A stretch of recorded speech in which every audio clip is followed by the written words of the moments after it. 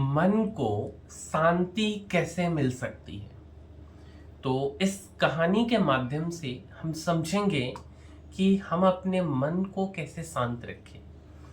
तो पुराने समय की बात है, एक राजा रहते हैं और वो जो राजा हैं, तो मेरे भाई राजा हैं, उनके पास किसी भी चीज़ों की कोई सुख सुविधाएं की कमी नहीं है।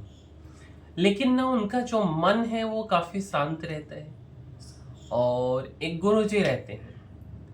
तो एक बार क्या होता है कि राजा अपने क्षेत्र के भ्रमण के लिए निकलते हैं। तो जब वह क्षेत्र के भ्रमण के लिए निकले, या वह राज्य में रहे या कोई और काम कर रहे हो, उनका मन हमेशा अशांत रहता था। तो फिर जब वह रास्ते से जा रहे थे, तो एक जगह क्या हुआ कि उनको एक संत का कुटिया दिखा, जो गुरु जी का कुटिया दिखा। अब वो संत का कुटिया देख करके वहाँ पे रुक जाते हैं और संत को अपनी बातें बताते हैं। संत ध्यान करते रहते हैं। तो जब संत को ये बातें बता रहे होते हैं, तो संत मुस्कुराने लगते हैं और बोलते, कोई बात नहीं, ऐसा करो, तुम ध्यान करो, भजन करो और सब सही हो जाएगा। राजा ध्यान करने के लिए बैठते, बट उनको ध्यान में मन ही नहीं लगता, क्योंकि ध्यान भी अपने आप में एक बहुत ही कॉम्प्लिकेटेड टास्क है। इनिशियल स्टेज में आपको मन नहीं लगता है, तो राजा को भी मन नहीं लगता है।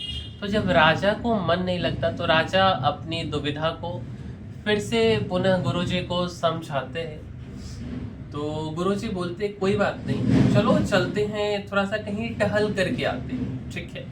तो जब राजा के साथ न वह बाग में चल देते हैं संत टहलने के लिए, और राजा का जो हाथ होता है ना, वह बगीचे में एक कांटेदार पौधे से टच हो जाता है। और भाई कांटेदार पौधे से टच होगा, कांटा चुभ जाएगा, खून निकलने लगता है। तो जो संत होते हैं वह इसका इलाज कर देते, ट्रीटमेंट करते और बोलते कि राजा, एक छोटा सा कांटा अगर आपको चुभ गया तो खून निकल गया, दर्द हो गया।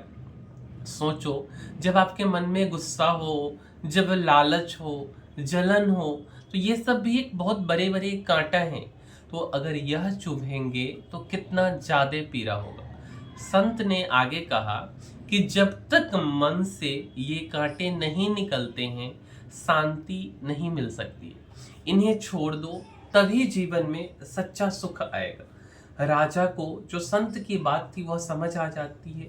राजा के अंदर जो बुराइयां रहता है वह छोड़ने का संकल्प ले लेता है, और इसके बाद उसके जीवन में सकारात्मक बदलाव हो जाता है। तो यह तो कहानी है, बट इस कहानी से 5 बातें सीखेंगे।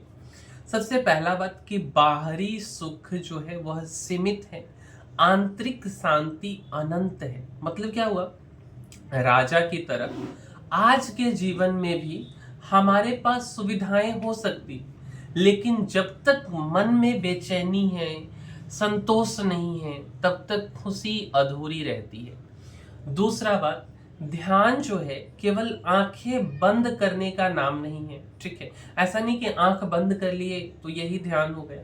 शुरुआत में जो है ध्यान कठिन लगेगा, जैसे राजा को लगा, लेकिन धीरे धीरे ये जो मन के कांटे हैं उसको आप निकालेंगे, आप सशक्त माध्यम बनता चला जाएगा, है ना। निकालने का जो है, ये मन के कांटे को निकालने का सशक्त माध्यम बन जाएगा, क्या, ध्यान। और ध्यान से जो लालच है, क्रोध है, यह बुराइयां क्या हो जाएगा, दूर होते चला जाएगा। तीसरा जो सीख है, मन के कांटे को पहचानिए और उसको निकालिए।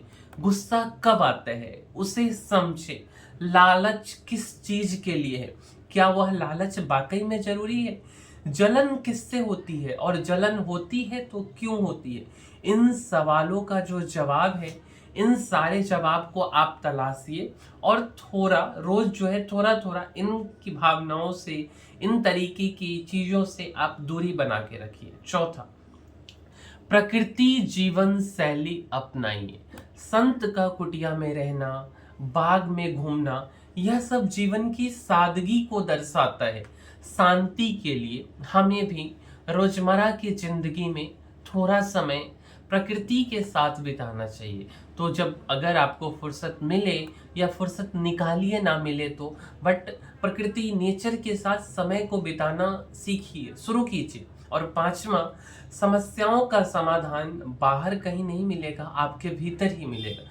हर इंसान सोचता है कि कोई उपाय मिल जाए, कोई शॉर्टकट मिल जाए जिससे सारी समस्याएं खत्म हो जाए, लेकिन असली उपाय खुद के भीतर झांकने में है।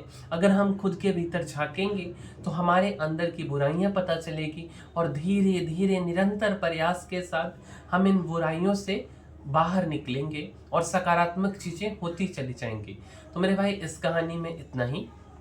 अगर आपने इस कहानी से कुछ सीखा है तो वीडियो को लाइक, शेयर और सब्सक्राइब कीजिए। मिलते हैं अगले वीडियो में, तब तक के लिए धन्यवाद।